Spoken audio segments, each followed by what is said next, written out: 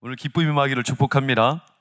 성령의 열매를 나누고 있습니다. 지난주는 사랑이었습니다. 사랑 다음에 뭡니까? 희락입니다. 희락. 마치 내 성경이 없다는 것처럼 쳐다보지 마시고 사랑 다음에 뭐라고요? 희락. 하나님은 전지전능하십니다. 아멘. 못하시는 게 있을까요? 없을까요? 없는 것 같죠? 있어요. 하나님이 못하시는 게 있어요. 스바냐 3장 17절을 보시면 너로 인하여 기쁨을 이기지 못하세요. 참 흥분되는 말이죠. 물론 이게 하나님이 못하신다라는 어떤 부정적인 표현, 또 어떤 불능의 단어는 아니에요. 그만큼 기쁨에 겨워 하신다는 거예요, 우리를. 그래서 우리를 바라보실 때 기쁨을 이기지 못하신다. 얼마나 참 이게 가슴 떨리는 말입니까? 그냥 대충 우리를 바라보다가 권태감에도 빠졌다가 이제 동관교회 성도들 별로 흥미도 없어, 이렇게 하신다면 얼마나 우리가 하나님 믿기가 퍽퍽하겠어요. 근데 하나님이 우리를 바라보실 때 항상 처음 바라보는 사람처럼 굉장히 기뻐하신다는 거예요. 세상 사랑 좀 다르죠. 세상은 이기려고 하잖아요. 어떻게든지 이겨먹으러 하잖아요. 근데 하나님은 우리에게 기쁨을 이기지 못하세요. 그 져주시죠. 여러분, 사랑하는 자녀에게 우리는 져줘요. 그렇죠? 사랑하니까 져주는 거예요. 사랑하면 그 기쁨을 이기지 못하여 져주는 거예요. 그러니까 자식이 이기는 부모가 있다 없다? 여기는 많이 계신가 봐요. 없다가 별로 없어요. 자식이 이기는 부모가 별로 없어요. 왜냐? 사랑하기 때문에 그래요. 우리가 전도를 할 때도 하나님 마음이 있기 때문에 그 사람에게 잘 보이고 그 사람 어떻게든지 교회로 이끌어내려고 이기지를 못해. 어떻게든지 그 사람 비위에 맞춰보려고 우리가 얼마나 애를 씁니까? 전도할 때. 그렇죠? 이기지를 못해. 을이 되는 거예요, 우리가. 여러분, 이번 추석 때 어땠어요? 얼마나 손주들, 자녀들 또 보니까 얼마나 즐겁고 참 이기지 못하죠. 저도 이제 예준이, 예원이, 예일이 데리고 처가에 잠시 다녀왔는데 할아버지가 가끔 온 이 손주들한테 용돈을 줘요. 큰맘 먹고 5만 원씩 주는데 이제 큰 녀석하고 둘째 녀석은 쥐들이 뭐 좀 컸다고 생각하는지 그냥 쭈뼛쭈뼛 감사합니다 끝냈는데 5만 원이 나오자 예일이가 막내가 갑자기 벌떡 넙죽 절을 하는 거예요. 큰 절을. 그러니까 할아버지가 얼마나 기쁨을 못 이기겠죠. 누구한테 주고 싶겠어요? 할아버지한테 예일이가 항상 눈에 선하되 지금 예일이 뭐하고 있을까 이렇게 말씀하신다는 거예요. 기쁨을 이기지 못해요. 여러분, 우리가 사랑을 받는 자, 사랑하면 못 이겨요. 그렇죠? 그래서 성령의 열매가 사랑, 그 다음에 뭐라고요? 희락. 사랑하니까 기쁨을 이기지 못하는 희락. 이 기쁨, 당연한 수순으로 따라오는 거죠. 우리가 세상을 살아갈 때 하나님 주시는 기쁨은 이기지 못하는 기쁨이에요. 잠시 있다가 사라지는 기쁨은 그건 기쁨이라고 하지 않아요. 그것은 사실은 약간의 즐거움 또는 쾌락, 유희, 이 정도로 표현할 수 있을지 모르겠지만 하나님께로부터 비롯되는 기쁨은 이기지 못하는 기쁨이에요. 그런데 우리가 이 이기지 못하는 기쁨은커녕 세상에서 즐거움도 누리기가 참 쉽지 않아요. 우리 한국인들이 얼마나 웃음이 없냐면 사실은요, 평균적으로 하루에 10번 정도 웃는데 한 번 웃을 때 8.3초를 웃는다는 거예요.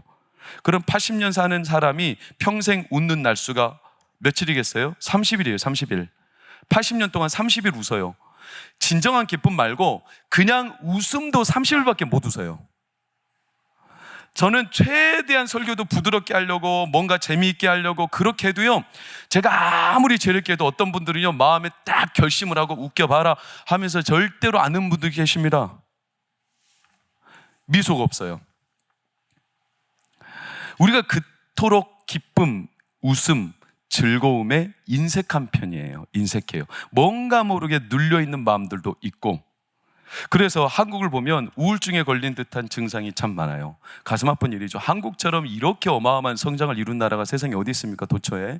여러분, 개발도상국들이 가장 1위로 꼽는 롤모델 국가가 대한민국이라는 걸 아세요?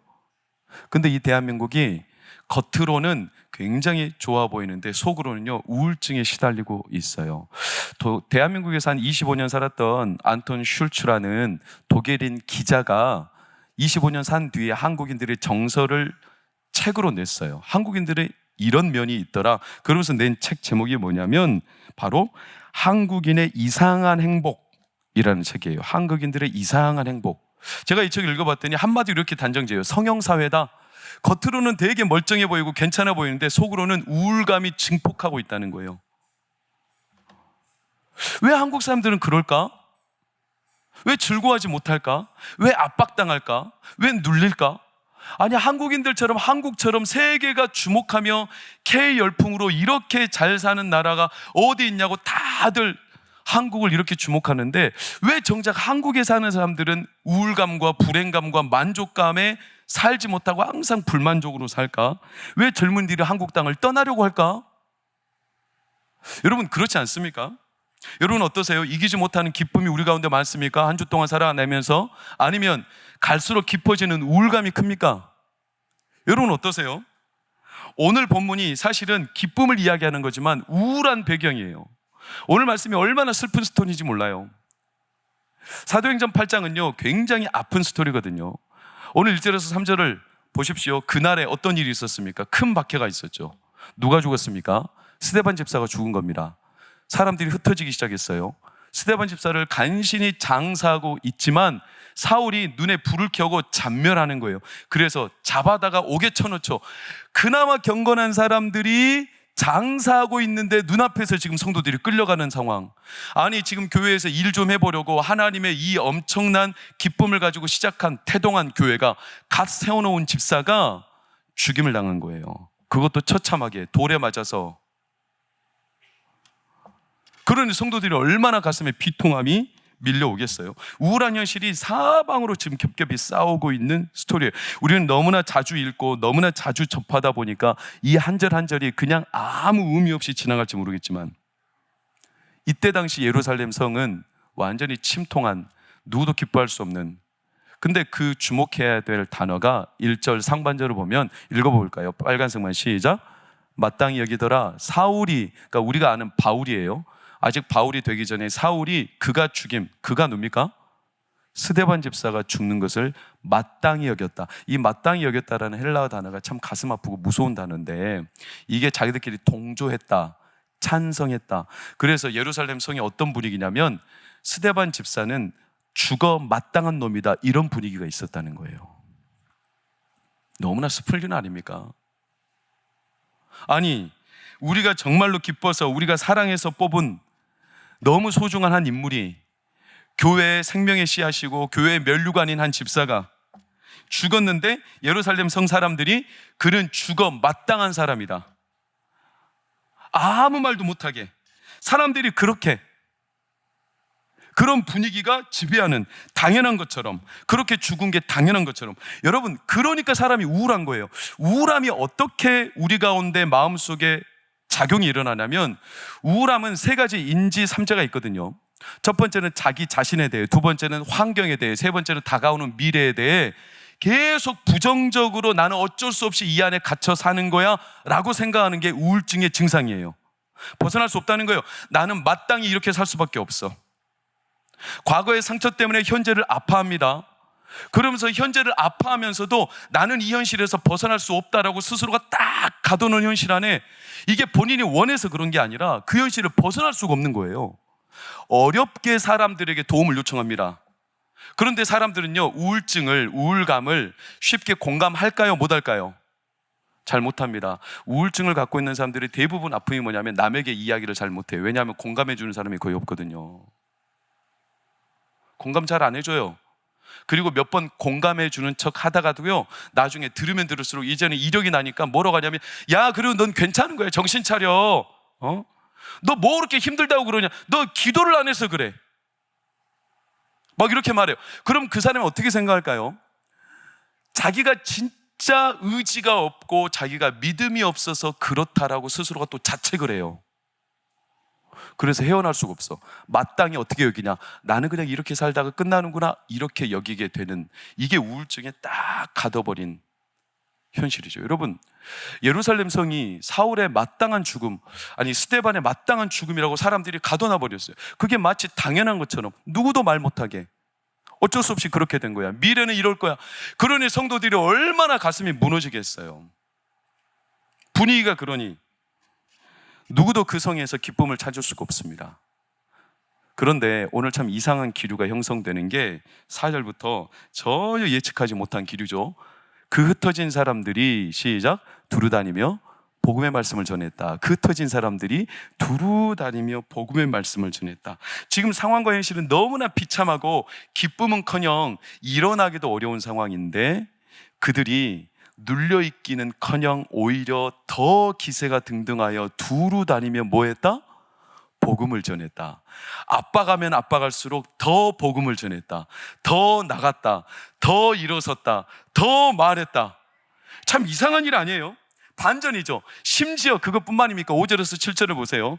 그 중에 스데반의 동료였던 빌립 집사, 얼마나 트라우마가 있겠어요. 자기 동료가 그렇게 비참하게 죽었으니 자기 가까운 사람이 그렇게 죽으면 이 사람이 옴짝달싹 못하고 얼마나 공포에 갇히겠습니까? 근데 이 사람은 그러기는커녕 나가가지고 사마리아 성까지 내려가서 복음을 전하기 시작하는데 사람들이 그 말을 듣고 표적을 보고 그 말을 따르고 그 성에 붙었던 더러운 귀신들이 떠나가고 많은 중풍병자, 병자들이 나음을 얻었습니다. 그러면서 내려진 말도 안 되는 반전의 결과가 뭐냐면 8절을 보세요. 8절 시작. 그 성에 큰 기쁨이 있더라. 그냥 기쁨이 아니라 큰 기쁨.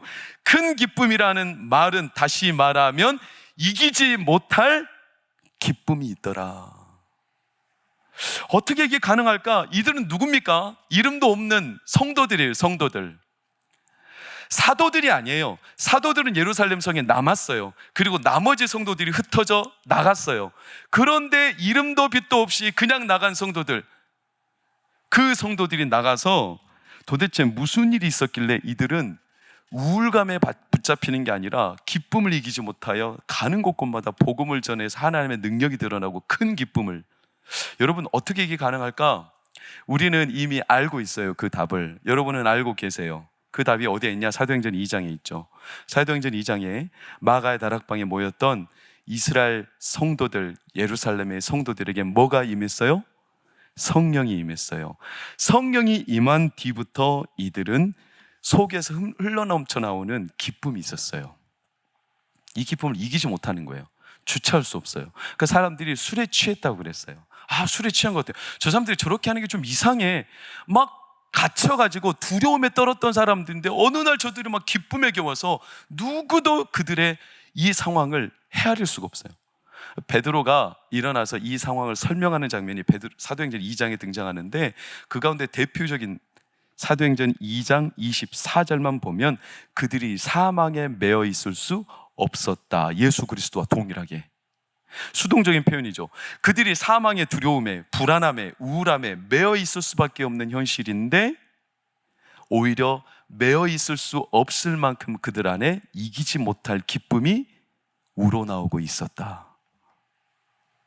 이 사도 베드로가 너무나 기뻐서, 자신도 기뻐서 나가서 막 복음을 전하는데요, 사람들이 어느 정도였냐면 마음에 찔렸다고 그랬어요. 찔렸어요. 여러분, 제가 말을 하고 여러분이 누군가에게 말을 하는데 그 사람의 말이 설득력이 있는 게 아니라 그 사람의 얼굴이, 여러분의 모습이 얼마나 기쁘고 확신에 차고 얼마나 저 사람의 얼굴에 빛이 나는지 사람들이 그 앞에 서니까 초라함을, 아니 저 사람이 뭐가 좋다고 저렇게 기쁨이 있고 확신이 넘치는 거야. 자기가 초라하게 느끼는 거예요. 베드로 앞에 섰는데 사람들이 초라하게 느껴지더라고요. 그러니까 도대체 당신은 뭐야? 우리는 도대체 뭡니까? 당신은 뭐 때문에 그렇게 기쁩니까? 뭐 때문에 그렇게 확신이 있습니까? 그러면서 이 사람들이 베드로 앞에 하소연하기를 우리는 어떻게 하면 좋겠습니까? 그 기쁨과 그 확신을 얻으려면 어떻게 하면 좋겠습니까? 이렇게 말하더라는 거예요. 그 얼굴에 환한 빛 때문에. 이게 베드로와 그 성도들에게 넘치는 이기지 못하는 기쁨이었어요. 그때 베드로가 그 사람들에게 이렇게 말하죠. 너희가 주 예수 그리스도 이름으로 회개의 세례를 받으면 성령의 선물을 얻으리라. 할렐루야.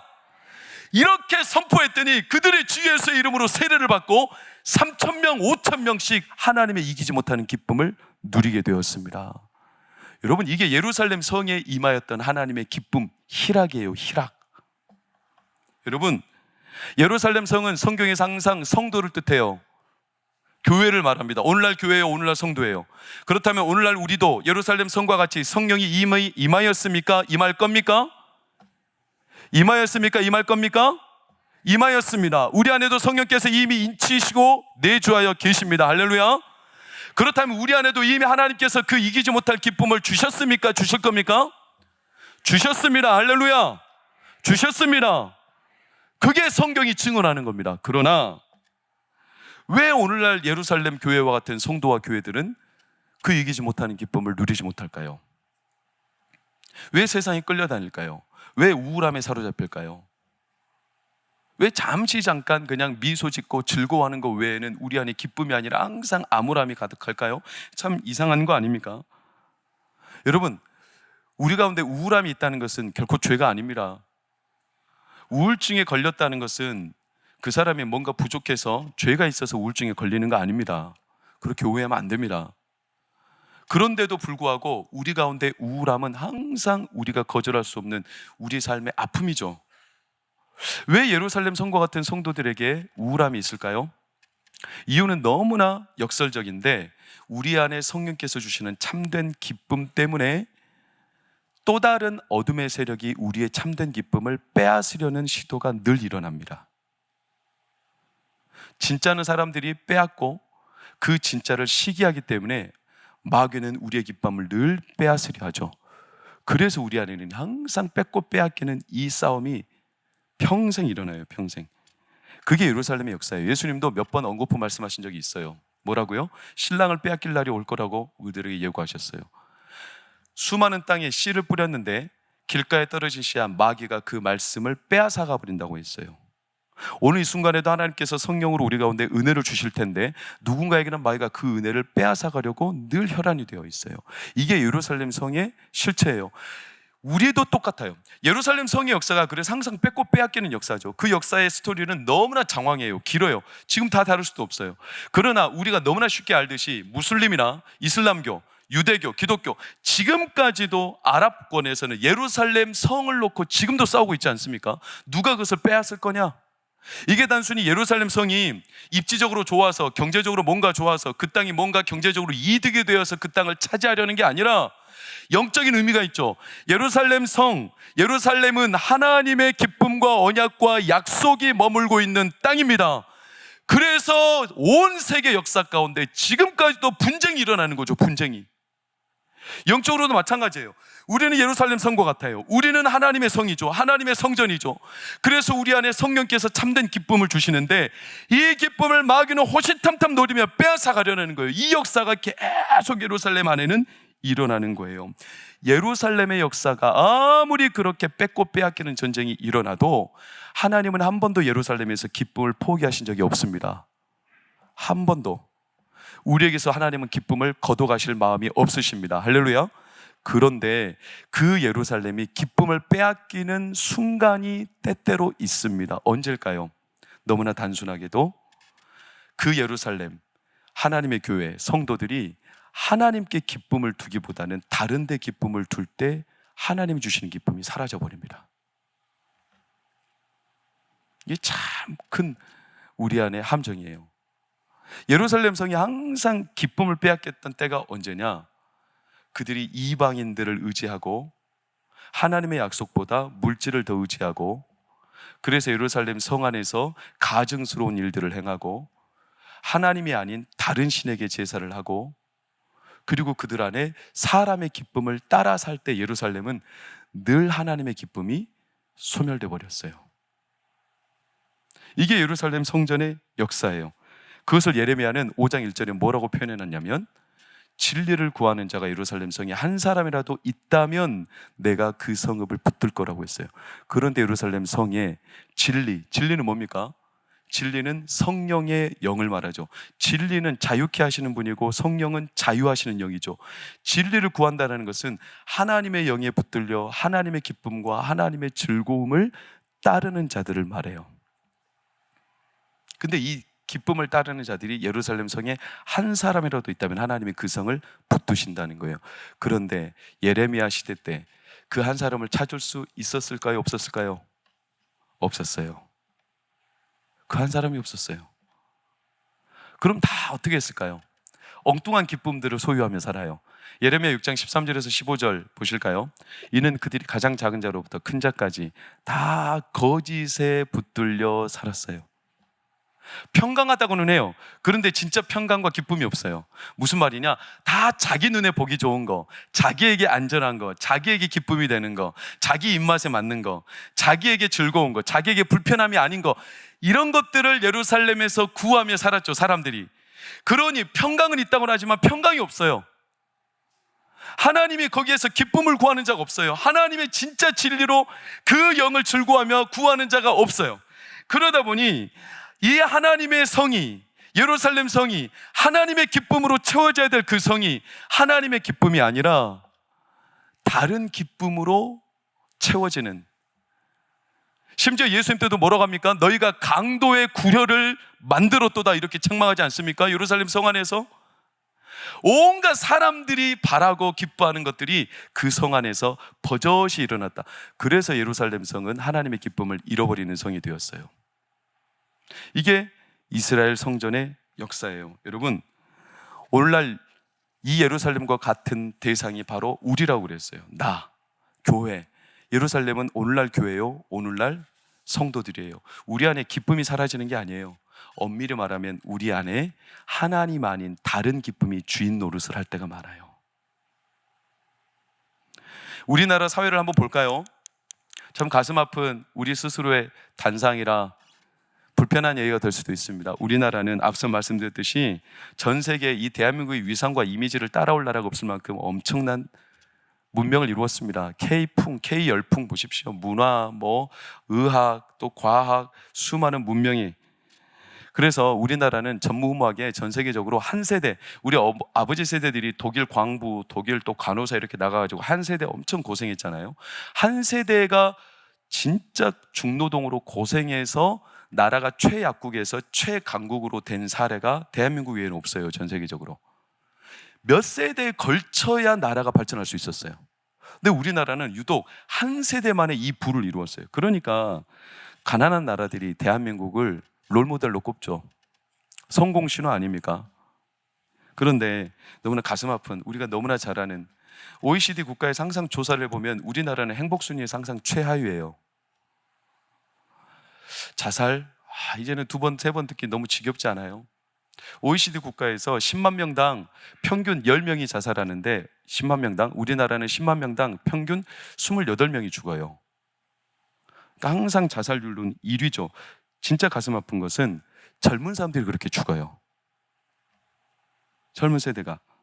젊은 층이 유달리 이 나라에 소망이 없다고 운명을 달리하고 이제는 결혼을 안 한대요. 아이들의 소리가 끊어지고 있어요. 엊그제 뉴스를 보니까 일본이 현재는 독신자들의 천국인데, 독신자들, 결혼 안 하는 사람들의 천국이 일본인데 우리나라가 굉장한 속도로 독신자들의 천국으로 일본을 앞지를 거라고 뉴스에 떴더라고요.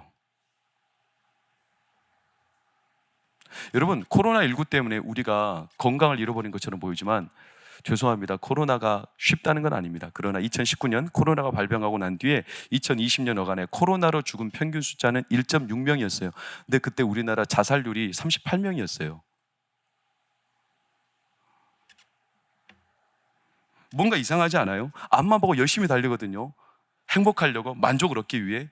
그러니까 비투하고 영혼까지 끌어도 모아도와 투자를 하는데, 그런데도 여전히 불안과 불만족과 우리 안에 뻥 터져버린 이런 가슴을 메울 길이 없어요. 젊은이들이 계속 한국을 떠나려고 해요. 결혼 안 하려고 해요. 교회를 다니는 이들도 이런 불안과 두려움에서 완벽하게 해소를 못하고 있어요. 사실은 의료계에서는 이미 이 전 세계적으로 진짜 팬데믹이 있을 거라고 그랬어요. 그건 코로나 팬데믹이 아니라고 그랬어요. 그게 뭐냐? 영적인, 정신적인 팬데믹인데 그게 뭐냐면 우울증과 조울증과 정신분열증이 앞으로 증폭할 거다, 이렇게 말했어요. 코로나가 끝나도 이 병들은 더 가속화될 거다. 여러분, 우리나라를 보면 어때요? 뭔가 잘못되어 가고 있지 않아요? 뭔가 지금 다른 게 우리를 휩싸고 있다고 생각하지 않습니까? 우리 안에 뭔가 다른 기쁨, 아니, 하나님께서 우리 대한민국을 사랑하시거든요. 그러니까 1907년에 어마어마한 부흥으로 사람들이, 한국 교회 사람들이 세상의 기준이었어요. 그들이 나가면 하나님의 성령 역사가 막 불처럼 일어났습니다.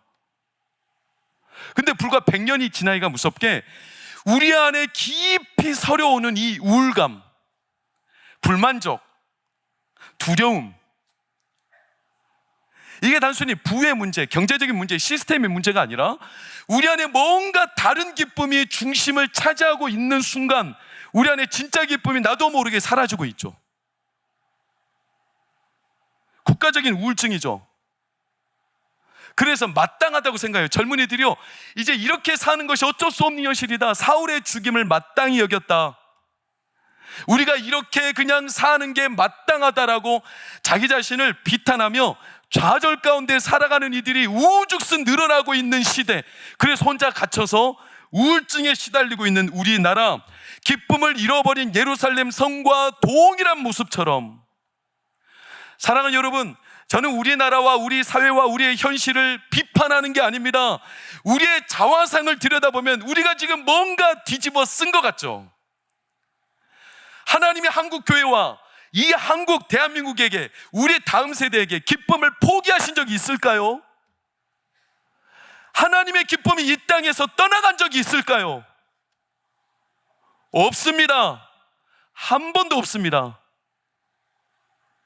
다만 이 이기지 못할 기쁨을 우리 가운데 부어주실 때 어쩌면 우리가 다른 기쁨에 나도 모르게 마음을 뺏겨서 하나님의 기쁨이 우리 가운데 점점 소멸되어 가고 있다는 생각을 두렵게 합니다. 그런데 그 기쁨을 버리지 않았다는 사실을 오늘 사도행전 8장에서 선명하게 보여줘요. 여러분, 예루살렘 성 스데반 집사가 처참하게 죽었어요. 누가 기뻐할 수 있습니까?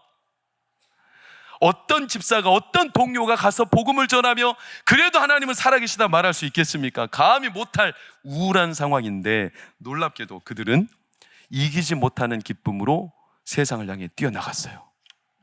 이것은 그들의 힘이 아니었어요. 그들 안에 이기지 못하는 기쁨이 역동적으로 일어났던 거예요. 저는 우리 동광교회 안에 이 이기지 못할 기쁨이 일어날 줄 확신합니다. 이게 사도행전 8장이 보여주는 역사죠. 여러분, 그들이 도대체 나가서 뭐라고 했을까요? 상상해 보셨습니까? 지금 내 옆에 있던 집사님이 죽었어요. 근데 나가서 뭐라고 할까요? 그들은요, 마땅히 죽었다라고 생각하는 스데반 집사의 죽음에 대해서 그들은 마땅하다고 여기지 않았어요. 이것은 우연이라고 생각하지 않았어요. 이것은 그냥 사람들이 누구나 다 마땅히 죽을 사람이라고 생각하는 그 말에 이들은 휘둘리지 않았어요. 여기에서도 그들은 하나님의 일하심을, 그 이길 수 없는 기쁨을 가슴에 확신을 품고 나갔어요. 막말로 말하면 사람이요, 죽을 병에 걸려보고 아프면요, 없던 용기가 가끔 생길 때도 있어요. 여러분, 그러십니까? 어차피 끽해봐야 죽는 게 전부야. 나 그러면 한번 나가서 해볼래? 죽는 것보다 더 하겠어? 그래가지고 나가는 이들이 있어요. 이 죽음 앞에 자기의 마음이 소스라쳐 놀라가지고 쓰러지는 게 아니라, 자멸하는 게 아니라, 어차피 우리가 끽해봐야 죽는 게 전부인데, 그래가지고 나가는 사람들이 있어요. 왜? 내 잃을 거 없다. 이제 하나님께서 내 생명 관장하신다. 하나님이 내 생명 붙드신다. 하나님 손 아니면 내 생명 누구도 건질 수 없다. 그러니 난 나가겠다. 이렇게 달려나가는 자들이 있다니까요. 잃을 게 없다고 생각하며, 여러분, 어쩌면 사람이 가장 두려울 때는 잃을 게 많을 때, 그렇죠? 잃을 게 많아요. 최근에 우리나라에서 보이스피싱 당해가지고 개인으로서 최대 피해를 본 사람의 금액이 얼마인 줄 아시죠? 강남의 한 병원 의사죠. 40억이에요. 40억을 뺏겼어요. 왜 뺏겼냐? 그 사람의 계좌가 범죄에 연루됐다는 거예요. 이 전화를 검사에게 받았어요. 그랬더니 너무나 의심이 돼서 금융관계자한테 전화했어요. 그리고 수많은 데다가 다른 데다 다 전화를 했는데, 아시잖아요? 이 전화는 다 엮여가지고 한 곳으로 흘러가는 거 아시죠? 전화하는 곳곳마다 다 똑같은 소리를, 범죄에 연루되어 당신의 계좌에 있는 돈을 빨리 남들이 빼가지 않고 그 범죄에 연루되지 않으려면 이체시켜야 된다. 그래서 불안한 마음에 이체를 시킨 금액이 무려 40억이에요. 홀라당 날아가 버렸죠. 네, 범죄에 연루되는 게 두렵죠. 자기 인생의 이력에 뭔가 범죄에 연루되는 게 얼마나 잃을 게 많은 사람입니까? 그러니까 이체시킬 수밖에 없었겠지만, 그분에게는 너무나 죄송한 얘기지만 그렇게 생각해 보면 여러분, 우리 40억 없는 게 얼마나 행복합니까? 솔직히 이럴 게 없잖아요. 제 통장에 끼켜야 3만 원, 4만 원 있는데 그것 좀 보이스피싱 당하면 어때요? 이럴 게 없으면요 별로 두려울 거 없어요. 지난주 말씀을 떠올리십니까? 사울이 왜 두려워했던 겁니까? 백성이 흩어지더라. 그러니까 자기 왕위를 잃을까 봐 얼마나 두려워 떨며 인간적인 방법으로 사람들 붙잡으려고 그렇게 했다가 결국 하나님의 영이 사울을 떠나버리죠. 여러분, 사울도요 초반에는요 하나님의 영에 감동하여 사람들이 한 마음으로 사울 앞에 나왔어요. 하나님의 영의 능력이었죠. 그런데 그가 하나님의 영을 떠나고 기쁨을 잃어버렸어요. 여러분, 일맥상통하는 이야기는 결코 아니지만 오늘 말씀 그 사울과 비등한 단어들이 등장해요. 4절 보세요. 흩어졌어요. 이 사람들도 똑같이 흩어졌어요. 사울왕은 왕이라도 되죠. 그는 쫓는 자였잖아요. 다윗을 쫓는 자잖아요. 쫓기는 자도 아닌데 그는 왜 그렇게 불안해했습니까? 그런데 오늘 등장하는 이 흩어진 사람들은 쫓는 자도 아니고 왕도 아니고 이들은요 진짜로 쫓기는 자들이에요. 잡히면 개죽음 당하는 거예요. 이 성도들이 지금 쫓기는 사람들처럼 보이십니까? 나가면서 두루 다니며 기쁨에 이기지 못하여 복음을 전하는 이 사람들이 뭔가에 홀리지 않고서는 이들이 지금 쫓기는 사람처럼 보이십니까? 이건 누가 봐도 성령께서 그들 안에 역사하고 계시는 거죠. 그래서 6절을 보세요. 한 마음으로 사람들이 나오지 않습니까? 영이 그들 안에 감동하여서 이기지 못하는 기쁨, 주체할 수 없는 하나님의 기쁨, 이 기쁨이 사마리아 성의 증거가 됐어요. 빌립을 통하여. 사마리아 그 성에 어떤 일들이 있었을까요? 사도행전 4장 8장 이후로 쭉 등장하는 스토리인데 간략하게 보면 그 사마리아 성에는 9절 10절을 보면 마술사 시몬이라는 사람이 휘두르고 있었어요. 이 사람은요 돈을 받아 마술을 부리며 사람들 위에 권세를 부리고, 한마디로 말하면 사마리아 성은 사람들이 다른 기쁨, 돈이면 다 통하고 사람들이 무언가 다른 것에 홀려서 덮여있는 성이었어요. 근데 여기 가서 빌립이 복음을 전하자 성령의 세례가 임하자 사람들이 능력을 받고 뒤집어지기 시작하니까 이 마술사 시몬이 깜짝 놀라서 베드로한테 와가지고 이 성령을 달라고 구하죠. 뭐라고 하면서 은을 줄 테니까 성령을 주십시오. 여전히 그 습성이 변함이 없어요. 자기가 돈을 주고 세상에서 누리던 대로 다른 기쁨을 가지고 자기 기쁨으로 도용하려고, 그게 마치 기쁨인 마냥 이렇게 살아가는 사마리아 성, 거기에 가서 빌립이 복음을 전했더니 사람들이 성령의 능력을 받으며 베드로 앞에 시몬이 돈을 주면서 성령의 그 능력을 달러가자 베드로가 그를 혹독하게 책망하죠. 그러면서 22절 23절 뭐라고 합니까? 회개하라, 너의 이 약함을 회개하라. 마음에 품은 것을 하나님이 사하여 주시리라. 내가 보니 너는 뭐가 많도다? 악독이 많도다. 악독이 많도다. 이 악독이라는 단어가 참 재밌는 단어인데 이게 쓸개라는 단어예요. 쓸개. 여러분, 쓸개 없는 사람 들어보셨죠? 쓸개 없는 사람은 어떤 사람입니까? 아무 데서나 헤헤 거리는 사람이죠. 속없이 구는 사람이죠. 쓸개 없어요. 누군가에게 비유를 잘 안 맞춰도 그 사람은요 무조건 그냥 따라가는 사람이에요. 쓸개 빠진 사람이죠. 남들이 볼 때는 줏대가 없어요. 그냥 이끄는 대로 따라가요. 그러나 여기에서 말하는 이 쓸개 빠진 사람은 영적으로 보면요 하나님이 가라하는 대로, 하나님이 말씀하시는 대로 자기 주장이 없어요. 그냥 하나님의 기쁨이 있는 곳이고 하나님의 약속이 있는 것이고 하나님이 가라하는 곳이면 그곳이 어디든지 자기 주장하지 않고 쓸개 빠진 사람처럼 기뻐하며 그냥 따라가는 사람이죠. 근데 이 시몬에게는 악독, 쓸개가 가득하더라. 자기 주장. 그래서 하나님의 기쁨을 사모하지 않고 자기 입맛대로, 자기 즐거운 대로. 여러분, 지난 금요철화 때 말씀을 혹시 떠올리십니까? 못 들으신 분은 금요철화 때 말씀을 들으십시오. 성령께서는요 비둘기처럼 오신다고 했어요. 왜 비둘기처럼 오시냐? 새들 가운데 유일하게 쓸개 빠진 조류가 비둘기예요. 비둘기는 쓸개가 없어요. 그래서 바쁘게 다녀요. 소화를 스스로 못해요. 그러니까 온몸을 움직여서 소화를 해야 되는 거죠.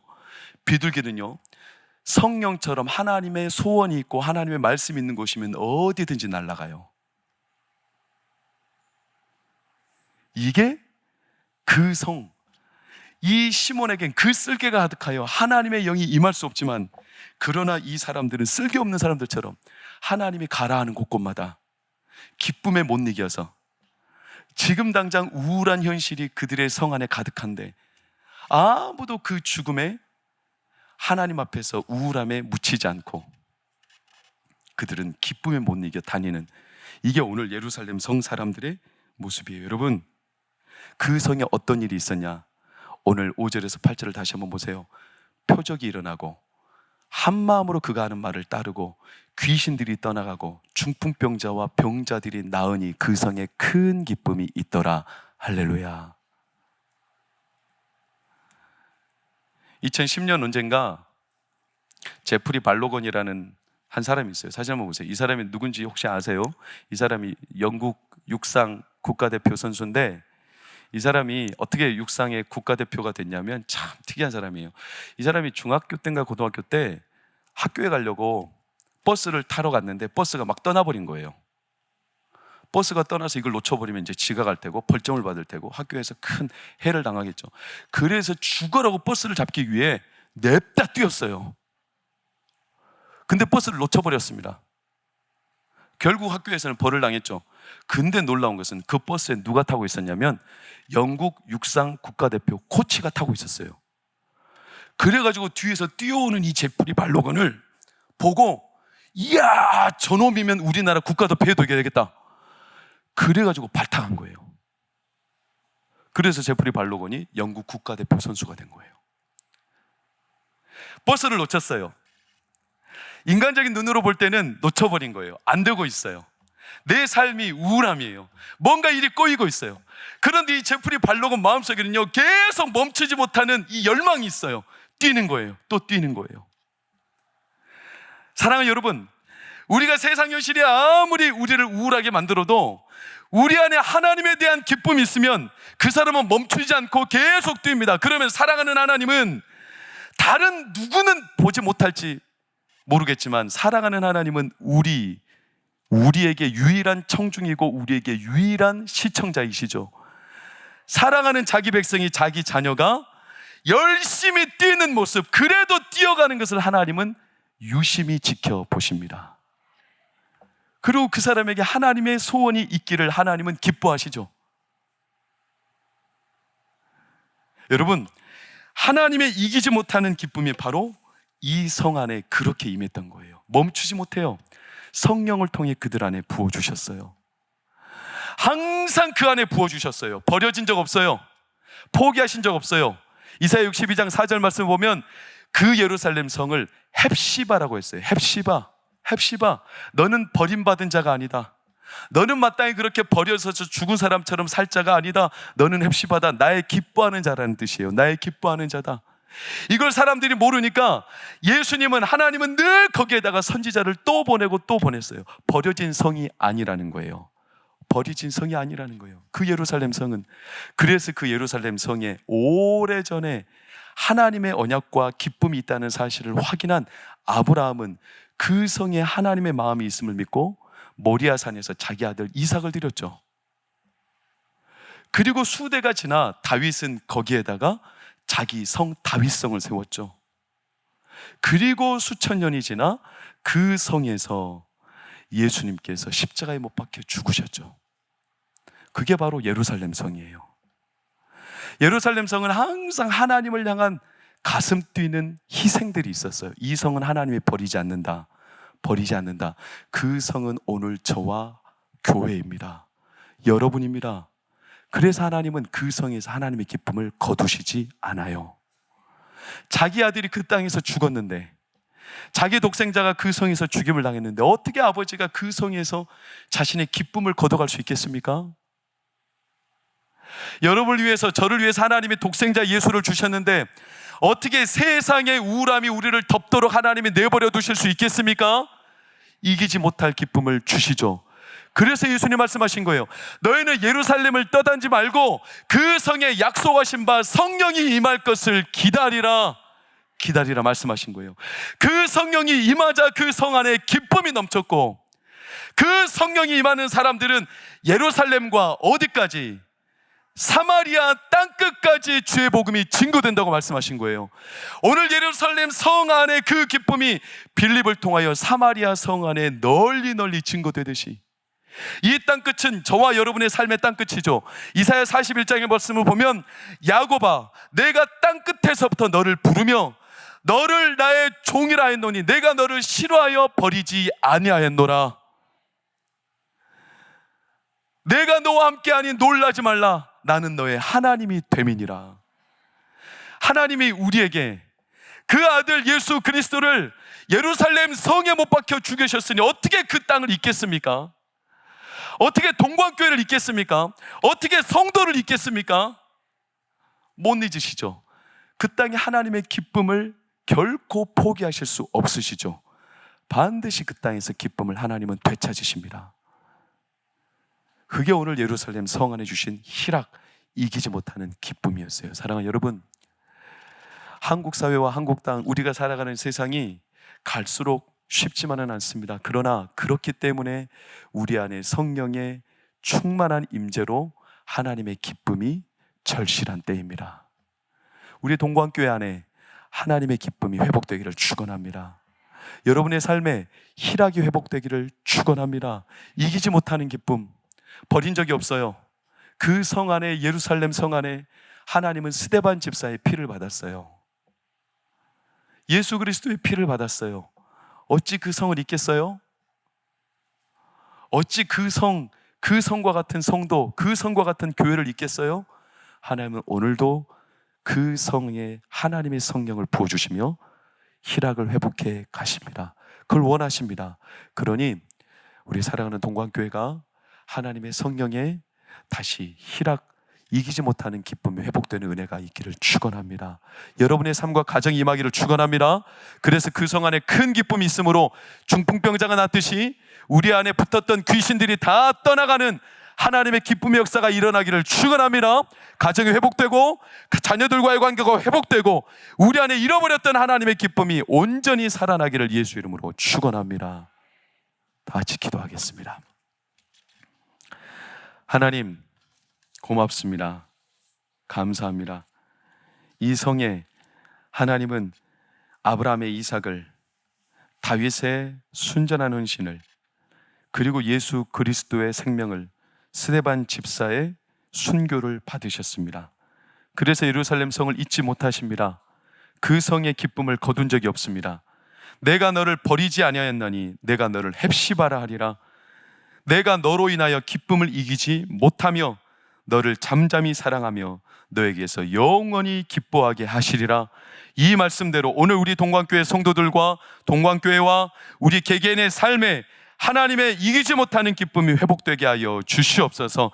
성령으로 다시 부어주사 우리 가운데 희락이 회복되게 하여 주시옵소서. 하나님의 멈추지 않는 기쁨이 우리 가운데 불꽃처럼 타오르게 하여 주옵시고, 우리 성도들의 삶에, 우리 자녀들의 삶에 우울함이 밀려오고 암울함이 밀려오는 현실이라 할지라도 하나님 때때로 그 우울함을 하나님 앞에 온전히 기쁨으로 회복하는 우리 동광교회 모든 성도들 될 수 있도록 축복하여 주시옵소서. 이제는 우리 주 예수 그리스도의 은혜와 하나님의 크신 사랑과 성령의 감화감동 교통이로 평안케 하심이 오늘 우리 가운데서 성령의 그 열매로 이기지 못할 기쁨, 희락을 주시며 결코 빼앗지도 이기지도 못할 기쁨으로 우리 가운데 회복하셔서 세상에 당당하게 힘있게 살아가기로 원하는 하나님의 그 임재와 인도하심을 믿으며 기쁨으로 살아가기를 소망하는 우리 모든 성도들, 그들의 가정, 자녀들의 미래 가운데 영원히 함께 하시기를 간절히 축원하옵나이다. 아멘.